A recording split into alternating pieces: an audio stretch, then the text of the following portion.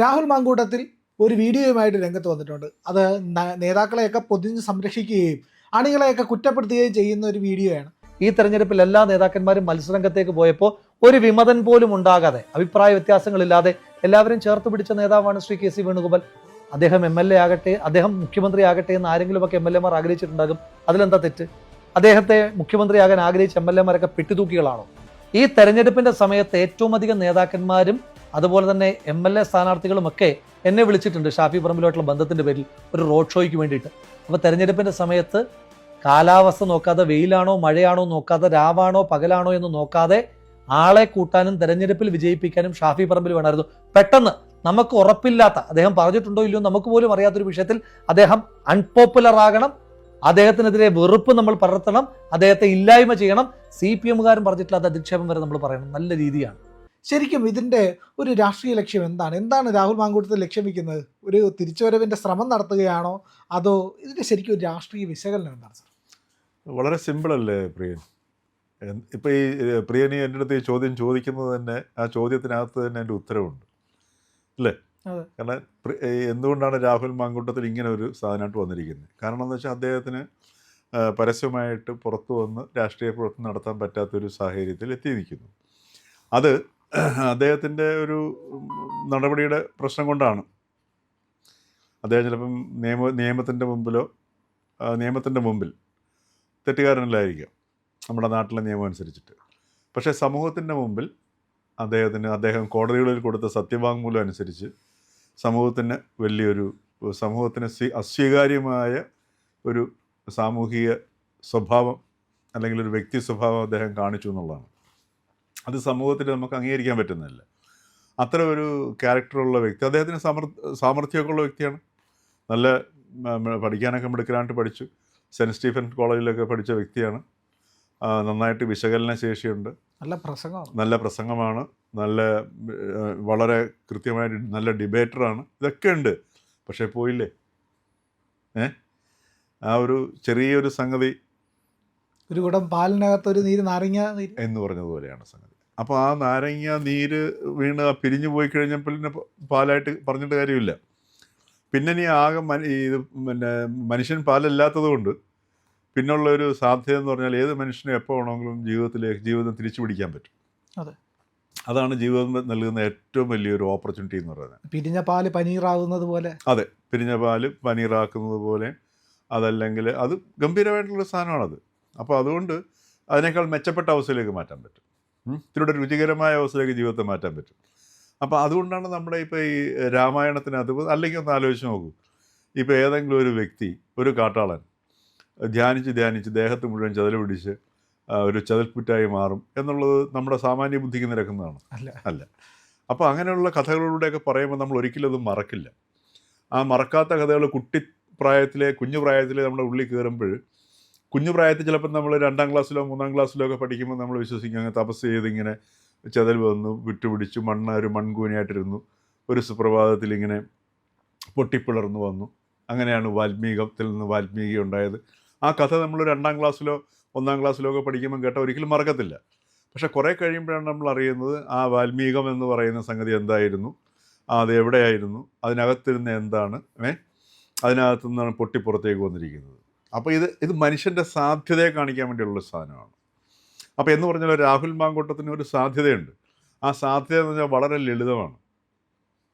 പക്ഷേ ആ മാർഗത്തിലേക്ക് പുള്ളിക്ക് ഇപ്പോഴും തിരിയാൻ പറ്റുന്നില്ല. അതാണ് ഓരോ വ്യക്തികളും നേരിടുന്ന പ്രശ്നങ്ങളാണത്. ഓരോരോ ഗുണങ്ങളുണ്ട്. നമ്മൾ ഈ മനുഷ്യന്മാരുടെ ഗുണം പറയാറുണ്ട്. ഈ സാത്വിക ഗുണം, രജോ ഗുണം, തമോ ഗുണം, ഈ 3 ഗുണങ്ങളും ആവശ്യമാണ്. ഒരു വ്യക്തിയെ നിർണ്ണയിക്കുന്നത് ഈ ഗുണങ്ങളുടെ ഓർഡർ അനുസരിച്ചിട്ടാണ്. ചിലരുടെ സാത്വിക ഏറ്റവും അടിയിൽ പോയി കിടക്കും, അപകടകരമാണ്, അവർക്കും അപകടകരമാണ്, സമൂഹത്തിനും അപകടകരമാണ്. ചിലർക്ക് രജോ ഗുണം വരും, തൊട്ട് താഴെ സാത്വികമാണെന്നുണ്ടെങ്കിൽ ഓക്കെ, അങ്ങനെയുള്ളവരാണ് ഈ ഭരണാധികാരികളും മറ്റുമൊക്കെ ആയി മാറുന്നത്. വേറെ ചിലരുണ്ട് സാത്വിക ഗുണം, തൊട്ട് താഴെ രജോ ഗുണം, ഏറ്റവും അടിയിൽ തമോ ഗുണം. അതാണ് ഐഡിയൽ ഓർഡർ എന്ന് പറയുന്ന സാധനം. ഒരു ശാന്തമായിട്ട് ആ വ്യക്തിക്ക് ഭൂമിയിൽ ജീവിച്ചു മരിക്കണമെന്നുണ്ടെങ്കിൽ അങ്ങനെയുള്ളൊരു അവസ്ഥയിലേ പറ്റത്തുള്ളൂ. അപ്പോൾ ഇവിടെ രാഹുൽ മാങ്കൂട്ടത്തിൻ്റെ പ്രശ്നം എന്ന് വെച്ച് കഴിഞ്ഞാൽ, ഇദ്ദേഹത്തിൻ്റെ ഏറ്റവും അടിയിലാണ് ഈ സാത്വിക ഗുണം പോയി കിടക്കുന്നത്. അതാണ് അദ്ദേഹം നേരിടുന്ന ഒരു പ്രശ്നം. അപ്പോൾ അതുകൊണ്ട് ചെയ്ത തെറ്റുകളെ അല്ലെങ്കിൽ ആ ചെയ്ത സമൂഹത്തിന് അല്ലെങ്കിൽ വ്യക്തിക്ക്, ഇപ്പോൾ ഒരു വ്യക്തിയും തമ്മിലുള്ള ബന്ധം, ഒരു സ്ത്രീയുമായിട്ട് ഒരാൾക്ക് ബന്ധമുണ്ടെങ്കിൽ അതൊരു രണ്ട് മനസ്സുകളും രണ്ട് ഹൃദയങ്ങളും തമ്മിലുള്ള ബന്ധമാണ്. അപ്പോൾ അവിടെ ഒരു സുതാര്യതയും ഒരു പിന്നെ ഒന്നായി കാണുന്നതിൻ്റെ ഒരു പ്രക്രിയയൊക്കെ നടക്കും. മനസ്സിലായില്ലേ? അങ്ങനെ വരുമ്പോഴാണ് ആ ഒരു രണ്ട് വ്യക്തികളും നല്ല ഒരു വികാസത്തിൻ്റെ പ്രാവത്തിലേക്ക് പോവുകയും അവരുടെ ഉള്ളിലെ മാനുഷികമായ വശങ്ങൾ ഉയർന്ന് വികസിക്കുകയും ചെയ്യുള്ളൂ. ആ വികാസത്തിലൂടെ പിന്നെ പരക്കുന്ന സൗരഭ്യമാണ് സമൂഹത്തിലേക്ക് എത്തേണ്ടത്. അതാണ് സങ്കല്പം. പക്ഷെ പലർക്കും പറ്റുന്നില്ല. ഇവിടെ അദ്ദേഹത്തിനും പറ്റുന്നില്ല. അദ്ദേഹം എത്ര സ്ത്രീകളുമായിട്ടാണ് പരസ്പര സമ്മതത്തോടുകൂടി ബന്ധപ്പെട്ടു എന്ന് കോടതി കൊടുത്തിരിക്കുന്നത്. ഇപ്പം നിലവിൽ 3 കേസുകളുണ്ട്, അല്ലേ? അപ്പോൾ ആരോടും, അതുപോലെ തന്നെ അതിലേറെ ഈ ഗർഭഛിദ്ര കേസുകളെ കുറിച്ച് പറയുന്നുണ്ട്, അല്ലേ? അപ്പോൾ ഇതൊക്കെ ഒരു ഉത്തരവാദിത്വമില്ലായ്മയും അദ്ദേഹത്തിനെ മാനേജ് ചെയ്യാൻ പറ്റുന്നില്ല. ഒരു നേതാവെന്ന് പറയുന്ന വ്യക്തിയുടെ പ്രാഥമിക ലക്ഷ്യം മറ്റുള്ളവരെ നയിച്ചുകൊണ്ട് പോകുക എന്നുള്ളതാണ്. അതിന് വേണ്ട പ്രാഥമികമായ ഗുണമെന്ന് പറഞ്ഞാൽ ആ വ്യക്തിയെ നയിക്കാനുള്ള ശേഷി ഉണ്ടാവണം. ഇവിടെ ഒരു സാധാരണ വ്യക്തിക്ക് നേതാവാവണമെന്നില്ല. ഇപ്പോൾ എനിക്കും പ്രിയനും ഒക്കെ ബാധ്യതയുള്ള സാധനമാണ്. നമ്മളെ നയിക്കാനുള്ള ശേഷി നമുക്കുണ്ടാകുമ്പോഴാണ് നമ്മളൊരു മനുഷ്യനായിട്ട് മാറുക.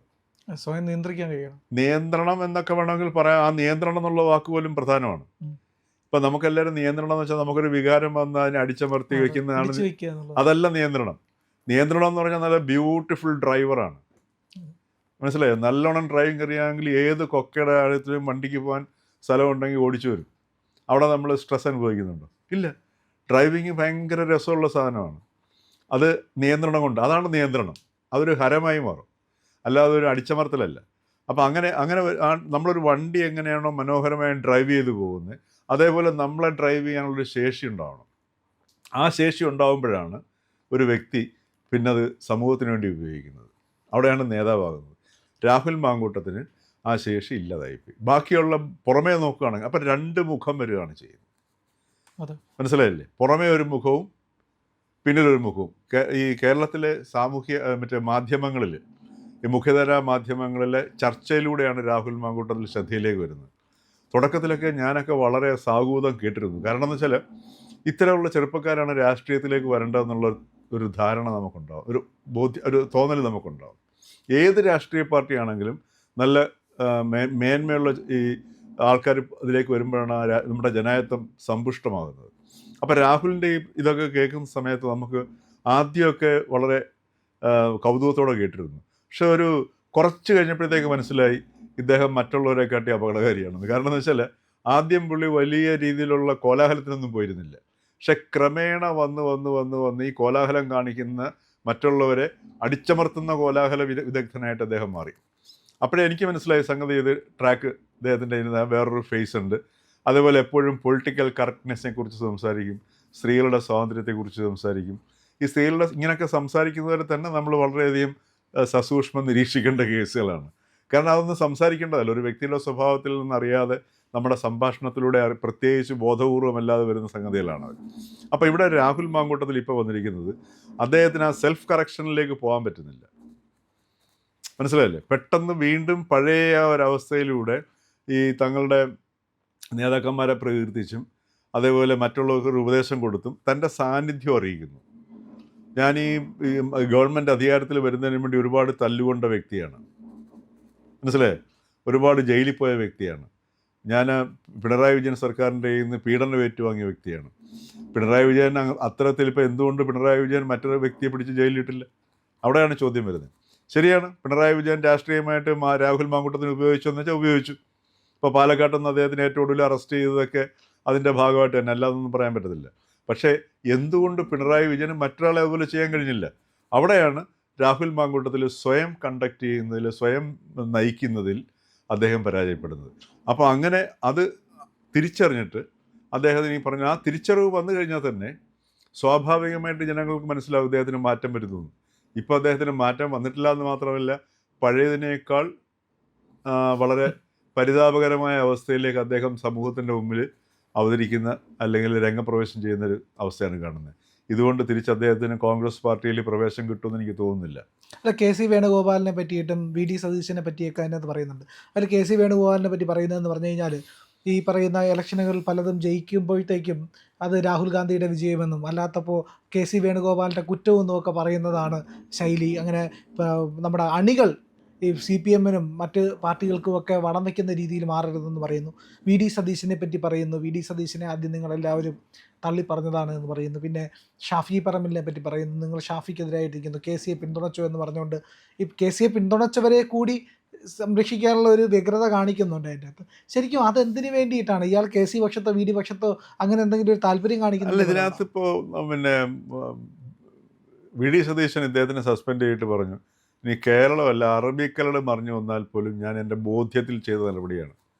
ഞാൻ എൻ്റെ അനുഭവത്തിൽ ഇന്ത്യൻ രാഷ്ട്രീയത്തിൽ ആദ്യമായിട്ടാണ് ഒരു രാഷ്ട്രീയ നേതാവ് ബോധ്യത്തിൻ്റെ അടിസ്ഥാനത്തിൽ ഒരു സഹപ്രവർത്തനെതിരെ ഇത്തരം നടപടി എടുക്കുന്നത്. നിയമ നടപടികളിലേക്കൊന്ന് എടുത്തിട്ടുണ്ട് അല്ലേ? അതെ. ഇപ്പൊ സി പി എമ്മിന്റെ ആൾക്കാർ കള്ളക്കേസ് മോഷണ കേസിന് ജയിലിൽ കിടന്നിട്ട് പോലും നടപടി ഉണ്ടായിട്ടില്ല ഇല്ല. ഇല്ലേ? അതെ, അതെ. അപ്പൊ അങ്ങനെയുള്ളൊരു സ്ഥലത്ത് ബോധ്യത്തിന്റെ അടിസ്ഥാനത്തിലാണെന്നാണ് സതീശൻ പറയുന്നത്. ആ സതീശനെ പോലും ഇപ്പോൾ ഈ 3 നേതാക്കന്മാരെ ഒരേ ലെവലിൽ നിർത്തിയിട്ടാണ് അദ്ദേഹം സംസാരിച്ചിരിക്കുന്നത്. അതെ. അവരെ ഡിഫെൻഡ് ചെയ്യുന്നതാണ് ധാരണ. അതുപോലെ തന്നെ ഈ പറഞ്ഞതുപോലെ ഷാഫി പറമ്പിലിനെ തോപ്പിക്കും അല്ലേ, വടകര തോപ്പിക്കുമെന്ന് ആരൊക്കെയോ പ്രസ്ഥാനം ഇട്ടതിൽ, എം ലുജുവിനെതിരെ പറഞ്ഞതിൽ. അപ്പോൾ ഈ പിന്നെ വി ഡി സതീശനെതിരെ മുഖ്യമന്ത്രിയാക്കുന്ന അല്ലെങ്കിൽ കെ സി വേണുഗോപാൽ മുഖ്യമന്ത്രിയാവാനുള്ള ശ്രമത്തിൽ പ്രകോപിതരായ ജനങ്ങൾ ജനഹിതത്തിനെതിരാണെന്നുള്ള ധാരണയിൽ, ജനഹിതത്തിനെതിരെ തന്നെയായിരുന്നു, സംശയമില്ല കാര്യത്തിൽ. ഹൈക്കമാൻഡിന് അവസാനം ബോധ്യമായി അല്ലേ? ഹൈക്കമാൻഡിനും ജനഹിതത്തിനെതിരാണ് കെ സി മുഖ്യമന്ത്രിയാവുന്നത് എന്ന് ബോധ്യമായതുകൊണ്ടാണ് വി ഡി സതീശനെ മുഖ്യമന്ത്രിയാക്കിയത് അല്ലേ? ആ ബോധ്യം തന്നെയായിരുന്നു മുൻപ് തുടക്കത്തിൽ തന്നെ ജനങ്ങൾക്കുള്ളത്. ആ ജനഹിതത്തിനെതിരെ പ്രവർത്തിക്കുന്ന കണ്ടിട്ടാണ് ജനങ്ങൾ ഈ പറഞ്ഞ പോലെ കെ സി വേണുഗോപാലിനെതിരെയും രമേശ് ചെന്നിത്തലയ്ക്ക് അത്ര അധികം ശക്തമായിരുന്നില്ല, കെ സിക്കെതിരെ തന്നെയായിരുന്നു ശക്തമായിട്ട് വന്നത്. സ്വാഭാവികമല്ലേ? ഹൈക്കമാൻഡിന് പോലും സമ്മതിക്കേണ്ടി വന്നില്ലേ? അപ്പം ആ യാഥാർത്ഥ്യം അവിടെ നിൽക്കെ, ആ യാഥാർത്ഥ്യത്തിന് വിരുദ്ധമായി, ജനങ്ങളുടെ ഹിതത്തിന് വിരുദ്ധമായി പ്രവർത്തിച്ച കെ സിക്കെതിരെ ഒരുപാട് ആരോപണങ്ങൾ അതിനുണ്ടാവും. ചിലപ്പോൾ പാർട്ടിക്കാരുടെ ഭാഗത്തു നിന്നുണ്ടാവും, പുറമേ ഉള്ളവരുടെ നിന്നുണ്ടാവും. അപ്പോൾ അത് വീണ്ടും അത് നമ്മൾ ഉയർത്തിക്കാട്ടിക്കൊണ്ട് ഈ പറഞ്ഞതുപോലെ വരുന്നത് തൻ്റെ സാന്നിധ്യം അറിയുകയും താൻ ഇപ്പോഴും പാർട്ടിക്കകത്തില്ല, സസ്പെൻഡ് ചെയ്യപ്പെട്ട പുറത്താക്കപ്പെട്ട വ്യക്തിയാണെന്നൊക്കെ പറയുകയും ഒക്കെ ചെയ്ത് ഒരു ഡിഫൻസ് ഒരു ടാക്ടിക്സ്, അത് ശരിക്കും പറഞ്ഞാൽ സി പി എമ്മിൽ നിന്ന് അദ്ദേഹം കടം കൊണ്ടൊരു സംഗതിയാണ്. അത് ഏറ്റവും പരാജയപ്പെട്ടൊരു മോഡലാണ്. മറിച്ച് രാഹുൽ മാങ്കൂട്ടത്തിൽ ഇപ്പോൾ ചെയ്യേണ്ടത്, അദ്ദേഹം ചെറുപ്പക്കാരനാണ്, നല്ല വിദ്യാഭ്യാസമുള്ള യുവാവാണ്, ആ സ്വയം തിരിച്ചറിവിലേക്ക് പോയിട്ട് ആ തിരിച്ചറിവിൽ നിന്ന് മനസ്സിലാക്കി തൻ്റെ പാളിച്ചകൾ എവിടെയാണ്, തനിക്ക് എന്തുകൊണ്ട് അങ്ങനെ സംഭവിക്കുന്നു, അതിന് ഞാൻ അദ്ദേഹത്തിനെ കുറ്റം പറയുന്നില്ല. അദ്ദേഹത്തിനുണ്ടായിരിക്കുന്ന പിന്നെ ഈ പറഞ്ഞതുപോലെ ചില കറക്ഷൻസ് ആവശ്യമുണ്ട്, വൈകാരികമായ തലത്തിലെ കറക്ഷൻസ് ആവശ്യമുണ്ട്. മനസ്സിലായില്ലേ? അപ്പോൾ അതിനെങ്ങനെ നമുക്ക് ഹാൻഡിൽ ചെയ്യാൻ പറ്റും, തനിക്ക് എങ്ങനെ തന്നെ മാനേജ് ചെയ്യാൻ പറ്റും? അപ്പോൾ ആ രീതിയിലുള്ളൊരു അന്വേഷണം നടത്തുമ്പോൾ മാത്രമേ അദ്ദേഹത്തിന് അതിനകത്ത് നിന്ന് പുറത്തു വരാൻ പറ്റത്തുള്ളൂ. അങ്ങനെ പുറത്തു വന്ന് സ്വാഭാവികമായിട്ടും ഈ പറഞ്ഞതുപോലെ പുറത്തു വരുമ്പോൾ ജനത്തിന് അറിയാൻ പറ്റും ആ മാറ്റം വന്നിട്ടുണ്ടെന്നുള്ളത്. അത് പറയേണ്ട ആവശ്യമില്ല, ഞാൻ മാറിയെന്നും പറയേണ്ട ആവശ്യമില്ല, ജനത്തിന് തിരിച്ചറിയാൻ പറ്റും. അങ്ങനെ ഒരുപാട് പേര് നമ്മുടെ സമൂഹത്തിൽ തന്നെ ഉണ്ടല്ലോ. അപ്പോൾ ആ രീതിയിൽ വരുന്നതിന് പകരം വീണ്ടും പഴയ വഴിയിലൂടെ രാഹുൽ മാങ്കൂട്ടത്തിൽ സഞ്ചരിക്കുകയാണ്. അത് അദ്ദേഹത്തിനും ഗുണം ചെയ്യത്തില്ല. ആൾക്കാരിത് കാണും, സഹതാപത്തോട് കാണും, കണ്ടിട്ട് വിട്ടുകളയും, അത്രേ സംഭവിക്കത്തുള്ളൂ. ഇന്ത്യ ലൈവ് എന്ന നമ്മുടെ ചാനൽ ഇതുവരെ സബ്സ്ക്രൈബ് നിങ്ങൾ ചെയ്തിട്ടില്ല എങ്കിൽ ഉറപ്പായും ചെയ്യണം. നമ്മുടെ IND എന്ന ആ ലോഗോയിൽ ഒന്ന് വിരലർത്തിയാൽ നമ്മുടെ ഫീഡ് തെളിഞ്ഞു വരും. അതിൽ ഒരു നീല നിറത്തിൽ സബ്സ്ക്രൈബ് എന്നൊരു ബട്ടണുണ്ട്, അവിടെ ഒന്ന് വിരലമർത്തുക. തൊട്ടുപുറത്തൊരു ബെല്ലൈക്കണുണ്ട്, അതും കൂടെ അമർത്തിയാൽ ചാനൽ സബ്സ്ക്രിപ്ഷൻ ഉറപ്പായി. ഞങ്ങളെ സഹായിക്കേണ്ടത് അങ്ങനെയാണ്.